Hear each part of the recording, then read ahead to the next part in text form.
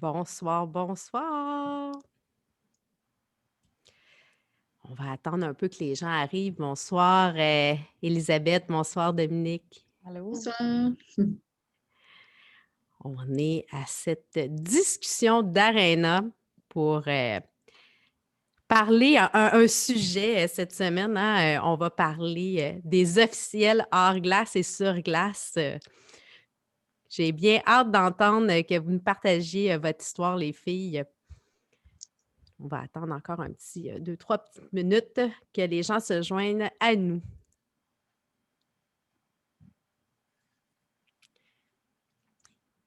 Eh bien, bonsoir et bienvenue à cette discussion d'Arena présentée par M2 Assurance. Je suis en compagnie de deux officiels, une sur la glace, l'autre hors glace, c'est-à-dire Elisabeth Manta et Dominique Séguin. Bienvenue à Discussion d'Arena. Merci. Merci. Et là, à la maison, tout le monde, on va parler, on a plein de sujets. C'est sûr qu'on va parler de votre parcours. Je vais vous demander de vous présenter, là, prendre un petit 2 minutes pour que vous nous disiez qui vous êtes exactement. Mais aujourd'hui, on vous invite à nous poser vos questions, si vous avez des questions à Elisabeth ou encore à Dominique. Bonjour, Fanny. Pour que, si vous avez des questions précises, elles sont là. Puis moi aussi, là, on va vous répondre. Le sujet, le grand sujet, c'est effectivement les arbitres, les officiels. Mais avant d'aller plus loin, Élisabeth, explique-nous un peu ton parcours. Tu es qui? Bon, on connaît. Ceux qui suivent beaucoup le hockey savent que tu es arbitre, là, mais raconte-nous un peu ton parcours pour arriver à où tu es aujourd'hui. Oui, ben en fait, c'est ça, j'ai commencé pour arbitrer comme gagne-pain pendant que j'étais à l'université, là, comme joueuse de hockey. Oui. Donc, c'est ça, j'ai commencé en 2010. Là, je m'excuse, c'est le live, mon chum qui imprime des papiers. Non, c'est ça, j'ai commencé comme gagne-pain, là, justement. Puis ensuite, c'est ça, j'ai gravi les échelons, là, stade 1, 2, 3, 4, 5. D'année en année. Déjà, ma deuxième année, j'étais déjà dans le provincial féminin là, pour arbitrer du collégial parce que, bon, à ce moment-là, je pouvais juste arbitrer collégial vu que je jouais universitaire. OK. Ensuite, j'ai comme commencé à arbitrer aussi la Ligue nationale des filles là, quand il y avait la Ligue. Oui. C'est ça, d'année en année, là, j'ai commencé après ça à arbitrer local, là, disons, Bantam 2A, Jet 2A, des trucs comme ça, au masculin aussi.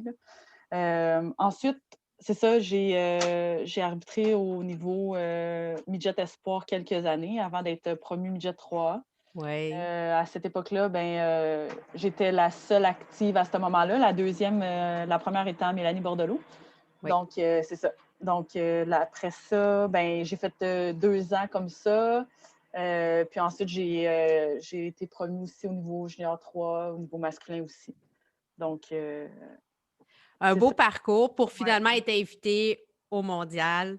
Ouais. Puis on y reviendra plus tard. Dominique, Ouais.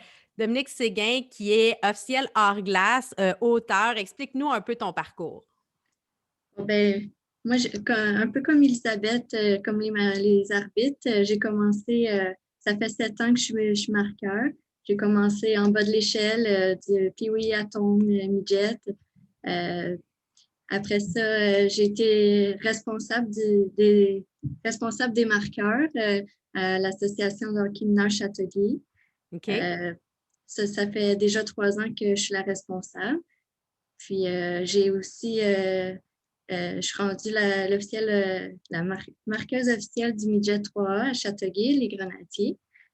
Euh, Cool. donc, c'est ça. Année après année, on monte les échelons, puis on continue dans ce qui nous passionne.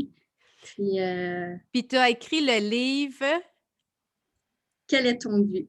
Quel est Donc, ton but? oui, Montre-nous ça ça. fait déjà 3 ans qu'il a été publié. C'est un livre au sujet de la violence dans les arénas. OK? Préface de Pierre Champoux, qui est aussi un ancien juge de ligne dans le national. Donc, c'est un livre que j'ai écrit pour sensibiliser un peu les parents spectateurs au sujet de la violence, de l'abus verbal, un peu violence verbale, en fait, par rapport aux arbitres. Des fois, je trouvais Mhm. qu'il y avait un petit manque de respect quelquefois, donc de sensibiliser, puis aussi, principalement, c'est de rendre ça positif. Le hockey, c'est comme mon sport, ma passion. Puis je veux que ça reste positif, un beau sport, pas trop de violence. Donc, de donner des conseils puis d'encourager de façon positive les jeunes à s'amuser au hockey. Donc, c'est de ça que parle mon livre aussi. Ben, écoute, je pense que c'est un sujet qui est hyper important. Élisabeth, je suis sûre que tu peux être témoin de ce que c'est d'en recevoir en étant arbitre dans plusieurs arénas, là, les parents. D'ailleurs, je posais la question à notre auditoire, puis vous pouvez nous répondre aussi sur le chat. Quelle est votre réaction lorsqu'un arbitre fait une erreur? L'erreur est humaine ou vous êtes plus du genre à crier après? Toi, quelle est ton expérience, Élisabeth? As-tu vécu des moments vraiment difficiles ou ça a peut-être été quand même assez bien de ton côté? Non, je te dirais que ben, c'est vraiment une carapace qu'on doit se faire, là. Au début, je revenais, des fois des matchs, pas nécessairement des matchs de haut niveau, là, la violence verbale, elle se fait vraiment à Ouais, hein? tous les niveaux, là. Je te dirais que Mmh. c'est particulièrement intense dans le hockey maison où ce que les jeunes, Mhm. les joueurs Ah sont ouais? jeunes. Oui, vraiment beaucoup. Oui, parce qu'après ça, bon, quand ça devient scolaire, disons que les coachs, ils font ça de leur vie, donc ils tiennent Ouais. à leur job, les étudiants sont plus sérieux. C'est plus encadré, là. Oui, vraiment beaucoup. Puis les parents, c'est sûr que tu en entends, là, mais c'est c'est- c'est plus mollo, disons, dans le haut niveau. Là, c'est vraiment les plus jeunes que c'est intense. Puis il y a des C'est matchs, vrai. je revenais chez moi en pleurant, ça m'est Ah arrivé. ouais, Là. hein? Ouais, ouais, Est-ce que démoralisé. est-ce que c'est plus les parents au hockey mineur ou, tu sais, ou c'est vraiment les coachs? Euh, Selon mon expérience, plus les parents, parce que les parents n'ont pas nécessairement de conséquences. Les coachs, tu peux y aller Ouais, avec la gradation des punitions, ouais, l'expulsion. Donc, à un moment donné, quand le coach ou le joueur va trop loin, ben, tu imposes une punition. S'il ne comprend pas, ben, il est dehors puis il doit sortir de l'aréna. ouais, je Donc, comprends. tu es capable de régler le problème assez vite. Tu as des solutions. Les parents, tu n'as comme aucune option. Donc, Non. Écoute, non, c'est sûr que c'est quelque chose. Moi, j'ai mis mon chandail d'arbitre, là. Tu sais, bon, toi, tu es sur la glace, tu es hors glace. Moi, je suis celle des estrades. Parce que quand il y a une partie, peu importe le niveau, midget 3, junior majeur, Canadien de Montréal, ça me dérange pas. Moi, je veux qu'on ait un bon comportement. Bon, ça m'est arrivé de critiquer des arbitres, je l'avoue, mais c'est souvent par défense aux joueurs. C'est surtout quand il y a une situation où il y a, un joueur peut être blessé. Là, je deviens, hey, tu sais, comme, faut protégeons nos joueurs, peu importe. Mais sinon, mhm. habituellement, je fais partie. Je sais pas vous à la maison, là, mais moi, je suis quand même correcte. Je chiale plus Ben, après les ça, joueurs. ça m'arrive aussi, tu sais, quand je jouais, là, ça m'arrivait de critiquer les arbitres. Je pense que c'est un peu normal, là, tu sais, je pense que justement, c'est dans la culture du hockey, là, Ouais. Sport qu'il faut qu'on émotif, change. Ouais, on s'emporte souvent. C'est ouais. normal. Bien, je suis contente que tu dises ça. Les deux, vous êtes, bon, vous jouez. Bon, Élie, tu as joué au niveau universitaire. Bon, tu as commencé ta carrière d'arbitre plus comme pour gagner de l'argent. Puis finalement, bon, ben rapidement, tu es Ouais. devenue bonne. Tu as évolué à travers ça. Toi, Dominique, c'est plus une passion. Tu jouais au niveau récréatif. Ouais. Euh, J'aimerais ça savoir, Élie, quel a été le moment que tu as dit: «OK, c'est vrai, je peux vraiment faire une carrière» parce que bon, tu as l'objectif là, de te rendre au niveau des Olympiques, c'est ce qu'on a dit. On va en reparler au niveau du championnat mondial. T'aurais-tu l'intention, t'aimerais-tu ça te rendre là? Midget 3 aussi, tu es très présente, tu es là, même Guillaume Latendresse t'a dit des beaux mots à la télé l'autre fois, a parlé de toi dans le cadre de la Journée de la femme. T'aimerais-tu ça te rendre, tu sais, junior majeur, Ligue nationale, c'est-tu dans tes aspirations? Je te dirais que oui. OK. Ben, on va y aller étape par étape. En fait, c'est que mon objectif vraiment objectif, là, qui est réaliste, qui est assez court dans le temps, puis tout ça, ça, c'est vraiment les Olympiques. Euh, un autre objectif plus côté hockey masculin, ça serait vraiment junior majeur. OK. Euh, je ne sais pas s'il va y avoir une ouverture éventuellement. Reste à voir. Tu sais, j'ai hâte de voir. Là. J'aimerais vraiment ça. Ça serait un de mes rêves un peu. Puis la Ligue nationale, c'est sûr que ça, c'est un rêve. Là. Ça, c'est comme ça serait vraiment incroyable de voir ça, que ça soit moi, un autre, une Américaine, peu importe. Tu sais, j'aimerais ça voir ça un jour de mes yeux. Là, tu sais. Puis toi, Mais Dominique, ouais. as-tu l'intention d'aller plus loin? Parce que bon, explique-nous c'est quoi un officiel hors glace?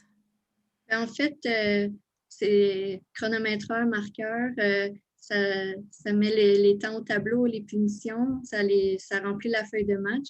Puis, ben, on travaille en équipe, en fait, avec les arbitres parce qu'il faut quand même très bien connaître les règlements. OK? Les punitions coïncidantes, quand les punitions sont en même temps, à savoir si un joueur peut quitter lorsqu'il y a un but, ou etc. Donc, quand même bien connaître les règlements. Ouais. Puis, ben, c'est ça, c'est de travailler en équipe avec les arbitres, puis d'afficher les temps au tableau, puis de ne pas être dans l'une parce que les secondes sont importantes. Effectivement, hein? Ça, c'est important. Ah oui. Puis, est-ce que, bon, j'ai vu que tu avais fait une journée de formation avec les Rockets de Laval. Est-ce que Oui. toi, toi aussi, tu aimerais ça, te rendre au niveau supérieur, t'en aller, tu sais, bon, là, tu es au niveau midget 3, tu voudrais-tu t'en aller au junior majeur, puis éventuellement à Ligue américaine et Ligue nationale? Ça serait-tu un rêve Ben, pour toi aussi? c'est sûr que c'est toujours des beaux rêves, des beaux objectifs qu'on voudrait se donner puis atteindre. C'est sûr que le Rocket, c'était un stage d'un jour, donc c'était vraiment une OK. super belle expérience que j'ai beaucoup appris. Mais oui, c'est sûr qu'on veut toujours aller plus loin, là. Donc, oui, c'est ça. Élisabeth, on a une question sur le chat. C'est quel serait le meilleur conseil que tu pourrais donner à un jeune qui veut devenir arbitre? C'est Tristan Prou qui nous pose la question. Ce serait quoi ton conseil? Ben, en fait, ça serait de commencer. C'est sûr que l'encadrement au niveau des villes, là, le fait d'avoir des superviseurs, par exemple, dans les estrades pour Oui. aller superviser les plus jeunes, donner des conseils, puis ça l'aide beaucoup. Donc, tu sais, personnellement, j'essaie de m'impliquer, mais ça, faut qu'il y en ait plus là, dans les villes, là. OK. Puis ensuite, c'est d'y aller étape par étape, vraiment de garder son esprit ouvert, de prendre tous les conseils qui passent, de ne pas prendre la critique trop personnelle, là. Ça peut, justement, les commentaires des coachs, des joueurs, des parents dans les estrades, bien, ça peut des fois venir jouer dans ta motivation ou dans Ouais, ton hein? questionnement. Est-ce que tu veux vraiment continuer à faire ça? Ça vaut-tu la peine? Mais tu sais, de garder ton objectif en tête, que ça soit d'aller sur le provincial, par exemple, masculin ou peu importe. De garder son objectif en tête, puis de juste travailler fort, puis de ne pas rien prendre personnel, de se faire une sorte de carapace. De toute façon, ça l'aide dans l'arbitrage, mais ça l'aide aussi dans la vie, là. Tu te forges un caractère qui t'aide aussi dans la vie, là. Donc, C'est important de comprendre que ce qui se passe sur la glace doit rester sur la glace, puis que, tu sais, bon, quand il y a des critiques, quand il y a des, bon, même quand il y a des erreurs, parce que ça existe, là, on est ça humain, arrive. là, tu sais, Ouais. ben, de continuer à avancer, puis de dire, Mhm. regarde, c'est pas contre toi, c'est Exact. souvent, malheureusement, souvent l'arbitre, c'est le premier qu'on cible. C'est de la faute de Mais, l'arbitre. tu sais, tout le monde fait des erreurs dans un match, que ce soit les Ouais. entraîneurs qui ne mettent pas le bon joueur au bon moment, un joueur qui manque une passe, une shot. Tout le monde fait des erreurs, puis j'en fais encore des erreurs plein par Ben match. Puis oui. la Ligue nationale, ils en font encore des erreurs. C'est ça, le hockey, c'est un match d'erreurs, ça va tellement vite, c'est des réflexes, de réaction à un jeu, puis ça va continuer d'arriver. Donc, tu sais, justement, de juste apprendre de ces situations-là pour devenir meilleur après. On a une autre question qui vient de rentrer, puis je la trouve intéressante. Est-ce que vous trouvez que les femmes ont assez de place dans le hockey pour évoluer? Est-ce qu'il y a assez de programmes pour les aider, les accompagner, ou c'est encore un cercle fermé? C'est sûr que moi, je pense que c'est encore fermé. C'est sûr qu'on a avancé un peu, là. On est comme dans un élan de, justement, on se fait plus voir et tout, mais il y a encore beaucoup de chemin à faire, selon moi, là. Mhm. Puis toi, Élie, qu'est-ce que tu en penses? Oui, même chose. Je trouve on est justement dans un très bon mouvement, là. On le Oui. voit, les médias ils donnent beaucoup d'attention aussi à ça. Les joueuses y parlent haut et fort. Je pense qu'il y a certains programmes, par exemple, je parle au niveau de l'arbitrage, par exemple, le Combine de la Ligue nationale, que ça fait quelques années qui invite des femmes justement pour se faire voir. Il invite des femmes à arbitrer des matchs hors concours, aux compétitions de skills, là, aux matchs des étoiles. Oui. On voit les opportunités qui s'ouvrent un peu plus, là. Ouais. Le minding, je pense, de certaines personnes commence à être de plus en plus ouvert. OK. Il y a quand même du chemin à faire, je pense. Ah ben, oui, ben, on Ouais. voit une mouvance. Merci justement Mhm. je pense à la PWHPA, aux filles qui font partie de ben, tu sais, qui sont les 200 meilleures joueuses, là, on s'entend, on va se dire, qui sont présentes, qui sont là, qui se sont mis à risque pour pouvoir nous donner. Puis ces filles-là, justement, on les retrouve on était supposé les retrouver au championnat mondial, malheureusement, qui a été reporté. Toi, tu avais été invité comme arbitre, comme je l'ai dit tantôt, avec Jessica Chartrand. Explique-nous un peu c'est quoi tout le travail qu'il y avait derrière, parce que tu m'expliquais là, avant qu'on rentre en direct que c'est 35 jours d'isolement là, que ça te demandait. Là. Ben, en fait, ce que ça nous demandait, c'est 35 jours au total, là, dans le sens où, avant de quitter, c'était 7 jours d'isolement. On avait 3 tests de COVID à faire. Ensuite, une fois arrivé là-bas à Halifax, bon, ben, c'était un autre 8 jours d'isolement, d'autres tests COVID à faire. Tout ça dans notre chambre d'hôtel, on s'entend, là.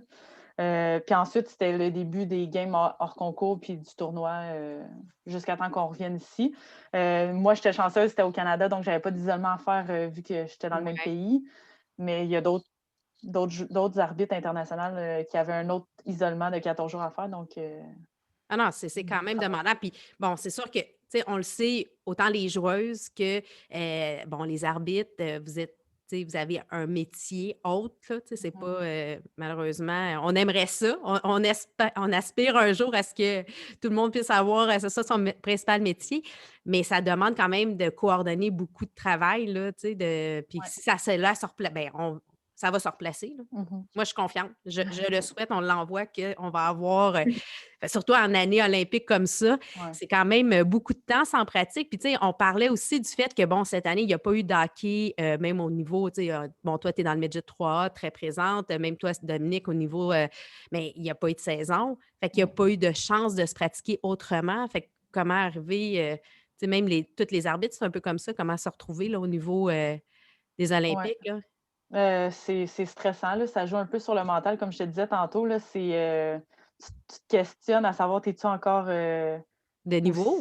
Ouais, tu sais, le patin, le cardio, tu sais, je sais que ça revient vite, là, c'est les réflexes, tout ça, mais c'est quand même des questionnements que tu fais. Puis dans les autres pays, ben, ils jouent encore au hockey, là, pour la majorité. Aux États-Unis, il y a encore des games.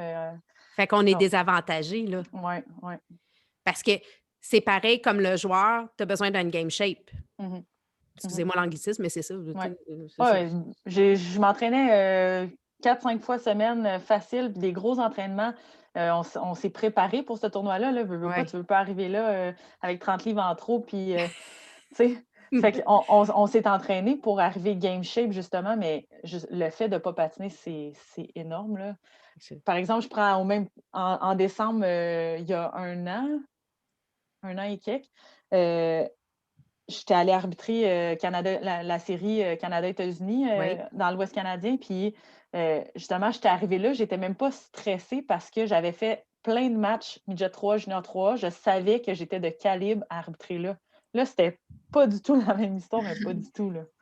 Fait que tu as l'aspect tout psychologique aussi, là, Ouais, toute l'anxiété de performance, en fait, parce ouais. que tu veux t'arriver, puis tu le sais que tu as la capacité, mais là, est-ce que tu vas être capable? C'est vraiment intéressant. On va aller aussi, je vous amène sur le rôle et cheminement, en fait, sur le cheminement des officiels. Puis on a des questions justement sur le chat là-dessus parce qu'il y a des formations. Tu Mhm. sais, qui est autant hors glace que sur glace pour pouvoir, tu sais, je regarde le Hockey Québec, là, il y a 6 niveaux de certification des officiels, puis dépendamment de ce que tu es rendu dans tes niveaux, justement, tu as le régional, tu as le provincial, tu as le national, puis tu as l'international, puis tu sais, ça monte comme ça. On a une question qui dit, est-ce que, Gaëtan Roy nous demande, est-ce que, Elisabeth, a suivi une formation ou des stages de formation comme l'école Ron Fournier pour pouvoir adapter, tu sais, comme te perfectionner? Personnellement, j'ai jamais fait ce genre de stage-là. Par contre, tous les stages obligatoires d'Hockey Québec, ça, je les ai faits, là, dans le OK. fond, au niveau vraiment, comment je peux dire, régional, là, c'est niveau 1, 2. Ensuite, pour arriver sur le provincial, c'est niveau 3 obligatoire. OK. Niveau 4 ensuite, et au féminin puis au masculin, c'est différent, là. Dans le fond, au masculin, ils ont 6 niveaux, au féminin, on en a 5. OK. Par contre, nous, le niveau 5, c'est le même que le niveau 6 des hommes, là. C'est juste OK. qu'au niveau international, c'est comme ça que c'est divisé, là. Mais c'est la même semaine qu'on a fait, les mêmes tests physiques, les mêmes pratiques sur glace, les mêmes évaluations, c'est toute la même chose. Donc, ouais. Puis toi, Dominique? C'est la même chose pour les officiels hors glace, dans le fond. Moi, je suis titulaire aussi c'est moi qui donne les formations niveau 1, niveau 2 au marqueur. OK. Puis, c'est la même chose, dans le fond. Quand tu es niveau 2, tu peux faire du double LED, puis après, tu montes niveau 3, niveau C'est la même chose. Fait que c'est vraiment tout bien organisé. Puis si vous Oui. voulez, vous avez des questions, vous pouvez aller voir sur le lien là, sur le site d'Hockey Québec Mhm. officiel. Là, il y a tous les détails, il y a toutes les informations à ce sujet. On parlait de superviseur, on parlait d'amener. C'est drôle parce que, ben pas c'est drôle, là, c'est cocasse. C'est Stéphanie Campbell, ta superviseure, qui a été notre étoile femme d'hockey il y a 2-3 semaines, là, si je me rappelle bien. Fait que, tu sais, puis c'est un milieu, tantôt, on avait sur le chat François qui nous disait les arbitres, c'est une famille qui se tient, qui est ensemble. Mhm. Ouais, ouais, C'est une équipe en soi. ouais, ouais, on est la troisième équipe sur la glace, là. Souvent, comme Dominique le disait, on travaille en équipe avec les marqueurs aussi parce que, bon, comme elle disait, leur travail est assez essentiel, là. Juste toutes les punitions coïncidentes, les règlements, des fois, on est comme, oups, je me souviens plus de telle affaire, tu le sais-tu? Ou ils ont-tu le droit à un ou deux time-out? Tu le sais-tu? Tu sais? Parce que, bon, on arbitre dans différentes lignes, puis les règlements sont jamais Ouais, pareils. c'est Donc, différent selon les catégories, donc ouais, faut connaître ça aussi. Fait qu'il y ouais. a vraiment un beau travail d'équipe qui Mhm. s'installe puis qui vous permet d'avancer. Je posais la question, je sais pas si on l'a-tu posé, je l'ai étudié d'ici 5 ans dans la Ligue nationale? Non, je pense pas, non. Je pense pas qu'on en a parlé parce qu'on en a Non. parlé un peu en avant parce qu'on s'est Ouais. rassemblés un peu avant. Est-ce qu'on s'attend à avoir une femme dans la Ligue nationale comme arbitre d'ici 5 ans? Croyez-vous que c'est possible? Elisabeth, Dominique? Ben, on l'espère, je pense, là. C'est Ouais. sûr que, comme on disait tantôt, il y a une ouverture un peu plus, puis, mais qu'il y a du chemin à faire. Mais d'ici 5 ans, c'est quand même rapproché, je pense, mais c'est sûr que c'est un beau rêve que les arbitres voudraient atteindre, là. Ouais. Ben, personnellement, disons, cette année, là, malgré la COVID, ben, Oui. la Ligue nationale a organisé justement plusieurs sessions en Zoom là, avec, il y avait 2 arbitres de la Ligue nationale, OK. principalement, qui donnaient des formations ou juste entretenir, par exemple, une discussion pendant 1 heure de comment ça va, l'entraînement, le mental, justement, comment, tu sais, on parlait de stress de sans pas être dans la game shape, ben, eux, ils étaient dans la même situation au début de l'année, là. Ben oui. Ça faisait plusieurs mois, puis ils ne sont pas habitués à ça. Donc, justement, il y avait Wes McCauley qui nous a donné plusieurs formations depuis la COVID. Puis, tu sais, je trouve ça le fun. Il y a comme une ouverture, justement, de la Ligue nationale à encadrer le milieu des femmes. Puis, ils savent qu'on n'a pas nécessairement toutes les ressources ou toutes les. Tu sais, on n'a pas accès à tout ça. Donc, c'est vraiment un bon move. Je pense que, justement, il s'ouvre tranquillement pas vite. 5 ans, je trouve ça rapproché, OK. mais pourquoi pas, tu sais? Pourquoi Fait pas? que, Je suis d'accord. ben, moi, j'espère qu'on aura, tu sais, là, j'ai mis un horizon de 5 ans, donc tu es dedans, tu es probablement plus à même de dire, ah oui, il y en a qu'on voit déjà popper, évoluer, ils sont déjà rendus à un niveau que peut-être on pourrait se rendre là. Bon, si c'est 5 ans, 6 ans, 7 ans, 10 ans, j'espère juste qu'il y en a des filles qui ont ce rêve-là, peu importe. Je pense que ce serait vraiment intéressant. Euh, j'ai Hélène Harvey qui nous dit avoir une femme propriétaire de hockey influencerait l'insertion ou l'arrivée des femmes. Effectivement, je crois que si plus on va avoir de femmes à la tête et à la direction, aux opérations hockey, surtout dans la Ligue nationale, nous aiderait parce que, bon, c'est important de. On ouvre nos portes, tu sais. Mais je pense que les hommes aussi sont de plus en plus là. Puis, on a une question, c'est drôle parce qu'on nous demande est-ce que Elisabeth tu as un frère arbitre? C'est un joueur frère d'hockey. En Ouais. fait, moi, j'ai hâte qu'on dise à Anthony t'es le frère d'Elisabeth. Mais des fois, il se fait poser des questions par les arbitres à la glace, là. Ils Ah disent oui? ah, c'est-tu ta sœur qui s'en va? Ah oui, comment qu'elle va? Elle s'en va au championnat du monde. Ou... fait que je trouve Ah, ça mais c'est drôle. le fun, tu sais. Ouais. Ben, Ouais. tu sais, ta place est aussi importante que la sienne. Bon, c'est sûr que là, lui, il est rendu dans la Ligue nationale, puis bon, là, ça va bien, un bel échange, mais Ouais. moi, ce qui m'intéresse aujourd'hui, c'est vraiment plus de parler de ton parcours, de votre parcours, les filles, puis où est-ce que ça s'en va. On avait notre partenaire M2 Assurance, on avait posé une question aussi, quel est le rôle d'un courtier d'assurance? Puis on aime bien faire le parallèle qu'un courtier d'assurance, c'est un peu comme l'arbitre. Parce que le courtier, lui, son rôle, c'est vraiment de veiller à ce que les règlements soient bien respectés, autant en réclamation que pour votre protection. Fait que, tu sais, à quelque part, si on peut faire le parallèle avec les arbitres, c'est ce que vous faites, c'est vous assurer que les règlements sont respectés pour les deux côtés de la glace pour s'assurer que, bon, qu'il n'y ait pas justement de blessures, que tout se passe bien, qu'il y ait Fait que c'est un peu comme le rôle d'un courtier. Puis, bien, c'est sûr qu'il y a un autre aussi objectif, c'est de s'assurer de vous donner la meilleure des protections à moindre coût selon vos besoins. Ça ne veut pas dire que ça va coûter le moins cher, mais c'est ce que vous avez besoin selon vos besoins. Fait que c'était la petite question au CM2 Assurance pour nous aider. Actualité hockey un peu, présentement, ben, moi, ce que j'ai envie de parler, je ne veux pas en rentrer dans le hockey de la Ligue nationale. Bon, il y a les séries dans le junior majeur. Midget 3, on espère toujours, même si ça commence à se rapetisser, mais d'avoir un peu de hockey. Je sais que l'organisation a d'ailleurs écrit pour dire que si on était capable de faire un espèce de showcase, on le fera pour pouvoir permettre aux jeunes de jouer et d'avoir une chance de se faire voir avant le repêchage du junior majeur. Mais ce que j'ai envie qu'on parle rapidement, c'est du radiodon de la Fondation des Canadiens pour l'enfance qui va avoir lieu demain. Je ne sais pas si vous suivez ça, à chaque année. Il y a toujours, parce que le programme Bleu, Blanc, Bouge de la Fondation qui permet justement d'aider les jeunes à être actifs puis de ramener. Fait que c'est demain que ça se passe. Fait que je vous invite à participer, contribuer. Puis si jamais vous préférez, vous pouvez aussi acheter un produit Femme d'hockey parce qu'on remet 10 des profits à la Fondation des Canadiens pour l'enfance. Fait que c'est une façon de participer. Hein? Pourquoi pas? Écoutez, les filles, ça a été un réel plaisir de vous recevoir sur Discussion d'Arena. Moi, j'ai très hâte de voir la suite. Bon, Dominique, il y a le livre qu'on invite les gens à aller se le procurer, à le lire, à être des porteurs de bonnes paroles parce que, bon, ton objectif est réellement d'avoir un environnement sain, de sensibiliser les parents, diminuer la violence verbale. Je pense que c'est important d'en prendre conscience. Puis quand on en voit dans les estrades, on peut, en tant que parent, calmer les autres. En tout cas, moi, je le fais. Vous pouvez compter sur moi, les filles. Il faut intervenir que ça arrête, oui. Moi, je gère les estrades. Je suis là. Ça en prend, il faut. Elisabeth, ben écoute, c'est sûr, bonne chance dans ton cheminement. On va continuer à te suivre, à te regarder en espérant te voir dans une aréna très prochainement en train d'arbitrer, que ce soit au niveau midget 3A, junior majeur, mais certainement au niveau international pour les filles et peut-être dans une prochaine ligue nationale pour les femmes, en espérant que ça se passe plus tôt que plus tard. Oui. Merci beaucoup. Merci. Merci à vous, les filles. Quel est ton but? Oui.